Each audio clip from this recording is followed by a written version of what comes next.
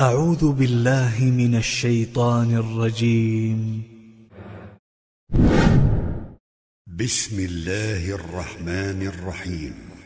ألم نشرح لك صدرك ووضعنا عنك وزرك الذي أنقض ظهرك ورفعنا لك ذكرك فإن مع العسر يسرا إن مع العسر يسرا فإذا فرغت فانصب وإلى ربك فارغب.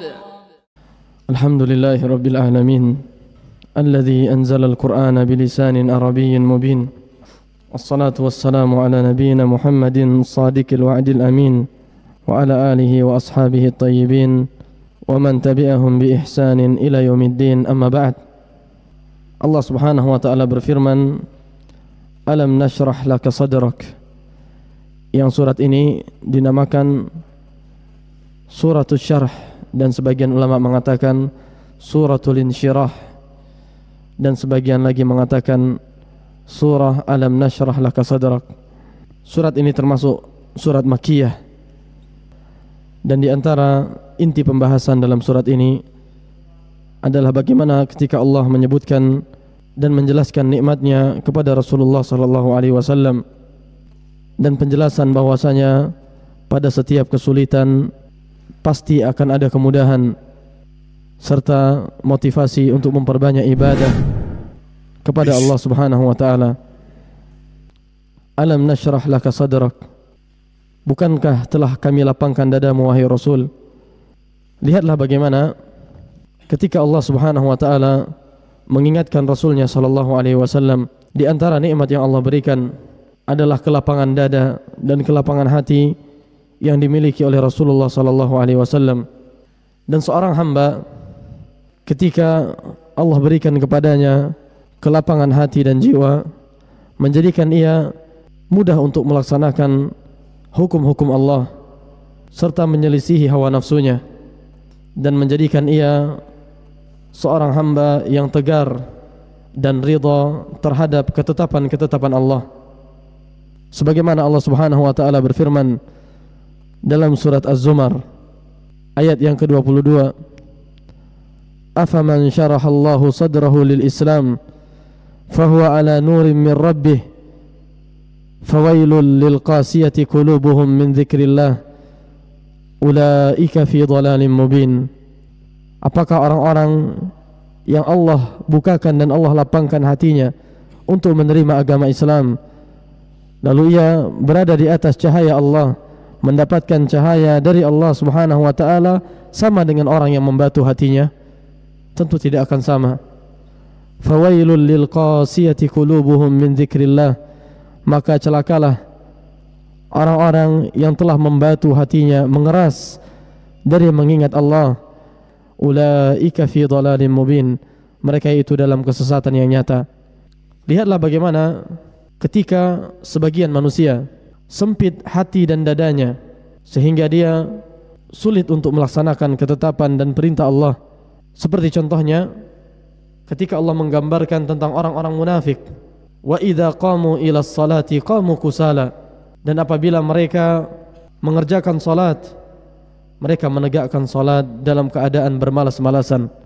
Karena jiwa manusia lebih condong kepada keburukan. Innan nafsa la ammaratun bisu. Sesungguhnya jiwa dan hawa nafsu manusia lebih condong kepada keburukan. Para ulama menjelaskan bahwasanya syariat Islam ini akan terasa berat bagi orang-orang yang sempit hatinya dan tidak lapang dadanya, serta memiliki penyakit di dalam hatinya, baik itu berupa melaksanakan perintah atau meninggalkan larangan-larangan Allah. Sehingga ketika seseorang Allah lapangkan hatinya, yang menjadikan ia mudah melakukan ketaatan, dapat merasakan manisnya iman, merasakan kelezatan ketika bermunajat di hadapan Ar-Rahman dan ketika membaca Al-Quran, serta segala bentuk ketaatan, dan mudah untuk meninggalkan segala bentuk kemaksiatan. Sungguh ini adalah sebuah kenikmatan. Alam nashrah laka sadrak, bukankah telah kami lapangkan dadamu wahai Rasul? Dan di antara bentuk kelapangan dada beliau alaihi salatu wassalam adalah sifat mudah memaafkan. Bagaimana ketika ujian demi ujian di medan dakwah, ketika beliau pergi mendakwahi Ahlu Taif, berharap dakwah itu diterima, justru beliau harus dicerca dan dilempari dengan batu. Di saat itu nampak bagaimana kelapangan dada dan kelapangan jiwa ketika beliau didatangi oleh Jibril alaihi salam yang mengabarkan bahwasanya malaikat-malaikat yang Allah utus untuk menjaga gunung-gunung yang ada di sekitar Taif siap untuk menimpakan 2 gunung besar kepada penduduk Taif untuk membinasakan mereka. Tetapi Nabi SAW justru mendoakan mereka, bermohon kepada Allah agar dari tulang sulbi mereka lahirlah generasi yang mentauhidkan Allah. Lihat bagaimana sekarang di Taif. Kalau seandainya kita di posisi itu, apa kira-kira yang akan kita jawab? Bukan hanya 2 gunung itu, tapi semua gunung yang ada di dunia ini timpahkan kepada Ahlu Taif. Maka hendaknya orang-orang yang mendakwahkan agama Allah melihat bagaimana sosok Nabi SAW, bagaimana seorang dai seharusnya bersikap di tengah dakwahnya. Dan bersamaan dengan dakwah yang begitu luar biasa, beliau pun tetap begitu mudah untuk melakukan ketaatan, padahal beliau telah dijamin surga. Bahkan beliau yang akan membuka kelak pintu surga. Lihatlah bagaimana ketika beliau mengatakan wa ju'ilat qurratu aini fis shalah, dan dijadikan penyejuk jiwaku adalah salat. Lihatlah bagaimana ketika penyejuk jiwa seorang Rasulullah sallallahu alaihi wasallam adalah ketika beliau bermunajat menghadap Allah Subhanahu wa taala. Lalu kemudian suatu ketika Aisyah radhiyallahu anha pernah mendapati Rasulullah sallallahu alaihi wasallam yaqumul lail hatta tafattarat qadamah. Beliau melakukan qiyamul lail sampai kedua kaki beliau membengkak saking lamanya beliau berdiri. Faqalat lahu Aisyah radhiyallahu anha, "Lima fa'alta dhalik? Lima taf'alu dhalika ya Rasulullah? Wa qad ghafarallahu laka ma taqaddama min dhanbika wa ma ta'akhkhar." Untuk apa engkau melakukan hal itu wahai Rasulullah? Padahal Allah telah mengampuni dosa-dosamu yang telah berlalu dan akan datang. Qala afala akunu abdan syakura. Nabi SAW menjawab dengan jawaban, apakah tidak boleh aku menjadi seorang hamba yang pandai bersyukur wahai Aisyah? Wa wada'na anka wizrak, wa wada'na anka wizrak, dan kami telah menghilangkan beban darimu. Allah telah mengampuni dosa-dosa Nabi SAW. Lalu muncul pertanyaan, bagaimana konsep maksumnya Nabi SAW? Ketika Allah Subhanahu wa taala berfirman, "Wa wada'na anka wizrak." Kami telah menghilangkan beban dosa darimu. Para ulama termasuk Syekhul Islam rahimahullah sebagaimana dalam Majmu' Fatawa di jilid yang keempat halaman 319 mengatakan, wa huwa sallallahu alaihi wasallam wasairul anbiya ma'sumuna anil wuqu'i fil kabair wa anil wuqu'i fil khata'i fima yata'allaqu bi tablighir risalah, lakinnahum ghairu ma'sumina anis saghair lakin la yuqarruna 'alaiha wa sari'an ma yatubuna minha. Beliau alaihi salatu wassalam dan seluruh nabi maksum dari terjatuh dalam dosa-dosa besar dan dalam ketergelinciran yang berkaitan dengan risalah dan kenabian. Akan tetapi para nabi dan rasul tidak maksum dari tergelincir dalam ketergelinciran kecil. Akan tetapi ketika mereka tergelincir dalam kekeliruan yang kecil, langsung Allah tegur. Nabi SAW bersabda, kullu bani Adam khata' wa khairul khatta'ina tawabun. Setiap anak Adam pasti terjatuh dalam ketergelinciran, dan sebaik-baik orang yang tergelincir dalam dosa dan kesalahan adalah yang segera bertaubat kepada Allah, dan yang terbaik di antara mereka adalah para nabi dan rasul Allah alaihi wassalatu wassalam. Alladzi anqadha dhahrak, yang memberatkan pundakmu wahai Rasul. Lihatlah bagaimana Allah Subhanahu wa taala menjelaskan bahwasanya dosa itu seperti beban yang memberatkan pundak seseorang. Sebagaimana ketika seseorang melakukan perjalanan dan membawa beban, akan terasa berat kaki itu melangkah jika beban itu semakin berat.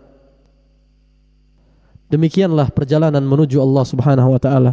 Semakin seseorang memikul banyaknya beban dosa, akan menjadikan langkahnya dalam titian perjalanan menuju Allah Subhanahu wa taala semakin berat.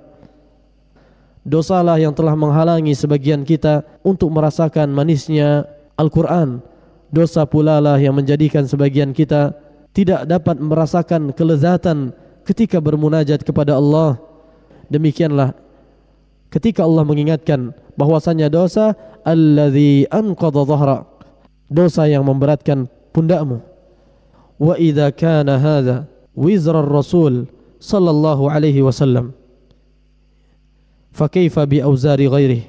Jika ini Allah gambarkan tentang ketergelinciran Rasul sallallahu alaihi wasallam yang beliau maksum dari dosa-dosa besar, yang beliau maksum dari kekeliruan yang berkaitan dengan risalah dan kenabian, hanya pernah tergelincir dalam ketergelinciran dan kekeliruan yang kecil, itu pun langsung Allah tegur, Allah luruskan, dan beliau langsung bertaubat kepada Allah, tidak terus menerus di dalam ketergelinciran. Wa idza kana hadza wizra ar-rasul sallallahu alaihi wasallam fa kaifa bi auzari ghairihi. Jika demikian dosa Rasulullah sallallahu alaihi wasallam Allah jelaskan memberatkan pundak beliau alaihi salatu wassalam, fa kaifa bi auzari ghairihi, maka bagaimana dengan kesalahan dan dosa-dosa serta kemaksiatan dan ketergelinciran selain beliau alaihi salatu wassalam. Auzaruna tuqiddu dhuhurana wa tanquduha wa tut'ibuha walakin ka'annana lam nahmil syai'a. Betapa banyak dosa-dosa kita yang jika seandainya dosa itu nampak betapa sangat memberatkan pundak dan langkah kita, akan tetapi seolah-olah kita tidak memikul dosa apa-apa, akan tetapi seolah-olah kita tidak memikul beban apapun. Wa dzalika li dha'fi imanina wa basiratina wa kathrati ghaflatina, nas'alullaha an yu'amilana bil 'afu. Dan tidak bukan itu terjadi karena lemahnya keimanan kita, keilmuan kita serta banyaknya kelalaian kita. Semoga Allah Subhanahu wa taala memaafkan dan mengampuni dosa-dosa kita. Kemudian Allah Subhanahu wa taala berfirman, "Wa rafa'na laka dzikrak," dan kami tinggikan sebutan namamu. Lihatlah bagaimana Nabi sallallahu alaihi wasallam disebut dalam setiap azan yang dikumandangkan. Demikian pula dalam setiap salat ada lafaz wa asyhadu anna Muhammadan abduhu wa rasuluh, dan beliau adalah rasul yang paling mulia di sisi Allah Subhanahu wa taala. Allah Subhanahu wa taala menjadikan dua kalimat syahadat, persaksian seorang hamba, adalah rukun Islam yang paling utama dan pertama, dan tidak cukup dengan persaksian bahwasanya tidak ada sesembahan yang benar kecuali Allah, digandengkan persaksian tentang kerasulan beliau alaihi salatu wassalam dengan persaksian tentang kemahaesaan Allah Subhanahu wa taala. Kemudian Allah Subhanahu wa taala berfirman di ayat setelahnya, fa inna ma'al usri yusra, sesungguhnya bersamaan dengan kesulitan ada kemudahan. Sebagaimana Allah berfirman dalam ayat yang lain, sayaj'alullahu ba'da usri yusra, Allah akan jadikan setelah kesulitan adanya kemudahan. Dan ini kabar gembira untuk beliau alaihi salatu wassalam. Demikian pula untuk umat beliau alaihi salatu wassalam. Sebagaimana kaidah yang disebutkan para ulama, khitabun lin nabi, khitabun li ummatihi, illa ma dallat dalil ala al-khususiyah. Ayat yang tertuju kepada Nabi SAW, maka demikian pula tertuju untuk umat beliau, kecuali jika ada dalil yang menunjukkan kekhususan beliau alaihi salatu wassalam. Sehingga ayat ini merupakan kabar gembira untuk beliau alaihi salatu wassalam dan untuk umatnya. Setelah kesulitan dan perjuangan kepedihan akan ada kemudahan. Lalu kemudian di ayat setelahnya, inna ma'al usri yusra, sesungguhnya bersamaan dengan kesulitan ada kemudahan, pasti ada kemudahan. Sesungguhnya bersamaan dengan kesulitan pasti ada kemudahan. Lalu para ulama bahasa menyebutkan bahwasanya di dua ayat ini Allah Subhanahu wa taala menyebutkan al-usr ma'rifah, yang menunjukkan al-usr pada ayat yang ke-6 adalah al-usr yang ada di ayat ke-5 bersama dengan kesulitan, tetapi yusra dalam bentuk nakirah, yang para ulama mengatakan berarti kemudahan yang ada di ayat ke-6 bukanlah kemudahan yang ada di ayat ke-5. Yang dengan ini Umar ibn Khattab radhiyallahu anhu mengatakan, lan yaghliba usrun yusrain, satu kesulitan tidak akan mengalahkan dua kemudahan. Allah Subhanahu wa taala telah berjanji, fa inna ma'al usri yusra, inna ma'al usri yusra. Satu kesulitan tidak mungkin mengalahkan dua kemudahan, akan tetapi dibutuhkan kesabaran. Lihatlah bagaimana ketika seorang hamba hatinya telah dipenuhi iman, ketika tauhid telah terpatri dalam relung sanubari, menjadikan seorang hamba menghadapi ujian demi ujian, kesulitan demi kesulitan dengan iman. Lihatlah bagaimana di negara-negara kufar, ketika mereka depresi, betapa banyak dan mudahnya mereka melakukan bunuh diri. Lihatlah bagaimana ketika keimanan terpatri dalam jiwa, menjadikan seorang hamba dalam kondisi sesulit apapun tidak mudah untuk guncang jiwanya, apalagi melakukan hal-hal yang dimurkai Allah Subhanahu wa taala. Fa inna ma'al usri yusra, inna ma'al usri yusra. Lihatlah bagaimana di antara kaidah dalam agama kita adalah ad-dinu yusr. Di antara kemudahan syar'i, ketika seorang hamba tidak mampu salat berdiri ketika ditegakkan salat wajib, dan ketika tidak mampu berdiri, salatlah dalam keadaan duduk. Jika duduk pun tak mampu, maka salatlah dalam keadaan berbaring. Jelas bahwa syariat ini terdapat banyak kemudahan di dalamnya. Dan demikian pula ayat ini berlaku untuk mereka yang sedang berjalan menuju Allah Subhanahu wa taala, mengarungi samudra kehidupan dunia. Setiap kita pasti mengetahui bahwasanya samudra tidak akan luput dari gelombang, terkadang badai pun menerpa. Tetapi orang-orang yang beriman, mereka faham betul bahwa badai pasti berlalu, karena mereka memiliki tujuan dan keyakinan serta harapan indah bahwasanya bahtera tersebut setelah badai ada harapan untuk bersandar di dermaga impian, yaitu surga Allah Subhanahu wa taala. Tidak sebagaimana mereka yang jauh dari keimanan kepada Allah. Ini menunjukkan bahwasanya sebagaimana yang dikatakan oleh Umar, tidak mungkin satu kesulitan mengalahkan dua kemudahan. Dan ini salah satu bentuk rahmat Allah Subhanahu wa taala. Fa idza faraghta fansab, maksudnya adalah fa idza faraghta min masyaghilika fi umuril ummati wad da'wah wa umurid dunya fansab fil ibadah lillahi jalla wa ala. Apabila engkau telah menyelesaikan urusan dakwah dan perkara dunia, maka maksimalkanlah ibadah kepada Allah Subhanahu wa taala. Wa ila rabbika farghab, dan hanya kepada Allah lah hendaknya engkau berharap. Yang para ulama mengatakan sebagaimana dalam ilmu balaghah, di sini wa ila rabbika muta'alliq. Bagi yang pernah belajar balaghah, ila rabbika dari sisi i'rab muta'alliqah dengan fi'il farghab, tetapi didahulukan. Yang ini dalam ilmu balaghah li ifadatil hasar, untuk memberikan faidah pembatasan, yang maknanya hanya kepada Allah lah hendaknya engkau berharap. Karena berharap kepada dunia, berharap kepada manusia sering membuahkan kecewa. Hanya kepada Allah lah hendaknya engkau berharap. Di antara faedah yang bisa kita petik dari beberapa ayat dalam surat Al-Insyirah, bahwasanya di antara kenikmatan yang Allah berikan kepada seorang hamba adalah kelapangan dada menerima hukum-hukum Allah serta ketetapan-ketetapan Allah yang menjadikan seorang hamba mudah melakukan ketaatan dan meninggalkan kemaksiatan. Yang kedua, karunia Allah Subhanahu wa taala kepada Rasulnya sallallahu alaihi wasallam, yang mana di dalam ayat yang kedua Allah menjelaskan bahwasanya Allah telah mengampuni dosa-dosa Nabi sallallahu alaihi wasallam, dan telah kita bahas konsep kemaksuman beliau.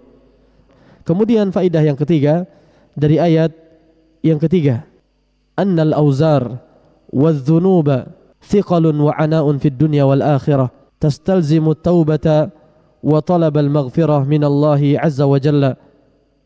Dosa-dosa dan maksiat adalah beban yang dapat menjadi benalu dan belenggu yang memberatkan pundak dan langkah seorang hamba dalam perjalanan menuju Allah di dunia dan akhirat, yang melazimkan seorang hamba untuk senantiasa bertaubat dan memohon ampunan kepada Allah. Lihatlah bagaimana dosa yang menjadikan sebagian kita tidak lagi bisa merasakan manisnya Al-Quran. Para ulama mengatakan, lianna thiqal adh-dhahr yamna'u min qat'i masafati safar, fa kayfa bis-safar at-tawil, fal awzaru tamna'u al-qalba min as-sayri ila Allah azza wa jalla wa tamna'u al-jawariha min an-nuhudi fi ta'atihi. Karena beratnya beban dosa akan menjadi belenggu yang memberatkan langkah seorang hamba dalam perjalanan menuju Allah Subhanahu wa taala. Maka bagaimana jika safar tersebut adalah perjalanan yang panjang? Maksiat dan dosa akan menjadi belenggu dalam titian perjalanan seorang hamba menuju Allah Subhanahu wa taala dan menghalangi seorang hamba untuk melaksanakan ketaatan kepada Allah. Lihatlah bagaimana dosa yang menjadikan iblis terlaknat. Demikian juga dosa yang menjadikan Nabi Adam harus keluar dari surga, dan dosa pula lah yang menjadikan Allah mengazab kaum Nabi Nuh. Dosa pula lah yang menjadi sebab Allah mengazab kaum Ad dan Samud. Demikian pula lah karena dosa Allah mengazab kaum Nabi Lut. Ketika Allah Subhanahu wa taala berfirman, wa wada'na anka wizrak, ay wa ghafarna laka dhanbak, dan kami ampuni dosa-dosamu. Allah Subhanahu wa taala mengatakan kepada Rasulnya sallallahu alaihi wasallam bahwa Allah ampuni dosa-dosa beliau, padahal beliau adalah seorang yang maksum. Bersamaan dengan itu Allah menegaskan alladzi anqadha dhahrak, dosa yang memberatkan pundakmu. Syekh Muhammad bin Shalih Al-Utsaimin rahimahullah mengatakan, wa idza kana hadza wizra ar-rasul sallallahu alaihi wasallam fa kaifa bi awzari ghairihi, awzaruna tuqiddu dhuhurana wa tanquduha wa tut'ibuha walakin ka'annana lam nahmil shay'a wa dhalika li dha'fi imanina wa basiratina wa kathrati ghaflatina. Jika demikian, dosa Rasul sallallahu alaihi wasallam yang beliau maksum tidak terjatuh dalam dosa-dosa besar, beliau juga terjaga tidak terjatuh dalam kesalahan yang dapat mencacati risalah dan kenabian, beliau juga tidak terjatuh dalam akhlak yang tercela, hanya tergelincir dalam kesalahan yang kecil dengan hikmah Allah. Lalu bagaimana dengan dosa-dosa kita? Dosa yang jauh dibandingkan dengan ketergelinciran kecil dari Rasulullah sallallahu alaihi wasallam. Betapa sebagian kita memiliki dosa-dosa di masa lalunya. Demikian pula kelalaian demi kelalaian kita, akan tetapi seolah-olah kita tidak memiliki beban apa-apa. Beliau mengatakan, wa dzalika li dha'fi imanina wa basiratina wa kathrati ghaflatina. Itu terjadi karena lemahnya ilmu dan iman kita serta banyaknya kelalaian kita. Barangkali dosa yang menjadikan sebagian kita tidak lagi dapat merasakan manisnya ketaatan. Yang ini melazimkan seorang hamba untuk senantiasa memperbanyak taubat dan istighfar kepada Allah Subhanahu wa taala. Kemudian faedah yang berikutnya bahwasanya Allah akan meninggikan Nabi-Nya sallallahu alaihi wasallam di antara seluruh nabi dan seluruh makhluknya di dunia dan akhirat, sebagaimana firman Allah, wa rafa'na laka dzikrak. Kemudian faedah berikutnya, janji Allah Subhanahu wa taala sebagai bentuk rahmat Allah Subhanahu wa taala untuk hamba-hambanya, bahwasanya bersamaan dengan satu kesulitan akan ada banyak kemudahan. Sebagaimana Allah Subhanahu wa taala berfirman, fa inna ma'al usri yusra, inna ma'al usri yusra, sesungguhnya bersama dengan kesulitan ada kemudahan. Sesungguhnya bersama dengan kesulitan ada kemudahan. Kemudian faedah berikutnya, perintah Allah Subhanahu wa taala kepada Rasulnya sallallahu alaihi wasallam apabila telah menyelesaikan urusan umat dan dakwah serta urusan dunia untuk memaksimalkan ibadah kepada Allah. Demikian pula salat, qiyamul lail, dan hanya berharap kepada Allah Subhanahu wa taala. Dan ini mencakup umat beliau alaihi salatu wassalam, karena beliau merupakan uswah teladan bagi umatnya sallallahu alaihi wasallam, sebagaimana firman Allah, laqad kana lakum fi rasulillahi uswatun hasanah liman kana yarjullaha wal yawmal akhir wa dzakarallaha katsira. Sungguh bagi kalian pada diri Rasulullah sallallahu alaihi wasallam terdapat suri tauladan yang baik bagi mereka yang mengharapkan perjumpaan dengan Allah serta banyak mengingat Allah Subhanahu wa taala. Kemudian faedah berikutnya, tercelanya pengangguran. Ibnu Mas'ud radhiyallahu anhu mengatakan, inni la ubghidur rajul an arahu farighan laisa fi syai'in min amali dunya wala amalil akhirah. Aku sangat membenci seseorang yang pengangguran. Tidak kulihat dia tersibukkan dengan perkara dunia yang bermanfaat dan tidak pula dalam amalan akhirat. Nganggur. Seorang mukmin yang baik tidak identik dengan pengangguran. Apakah dia tersibukkan dengan urusan dunia yang bermanfaat ataukah dia tersibukkan dengan ketaatan kepada Allah? Nabi sallallahu alaihi wasallam bersabda, ni'matani maghbunun fihi ma katsirun minan nas, as-sihhatu wal faragh. Dua nikmat yang banyak manusia tertipu di dalamnya, yaitu nikmat sehat dan nikmat waktu luang. Seorang mukmin imma dia tersibukkan dengan urusan dunia yang memberikan manfaat untuk akhiratnya, atau dia tersibukkan dengan urusan akhirat. Dan para ulama mengatakan, sebagaimana nukilan dari Al-Imam Ibnu Qayyim rahimahullah dalam kitab beliau Al-Wabilus Sayyib dan beberapa kitab beliau yang lainnya, an-nafsu in lam tashghalha bil haqq shaghalatka bil batil.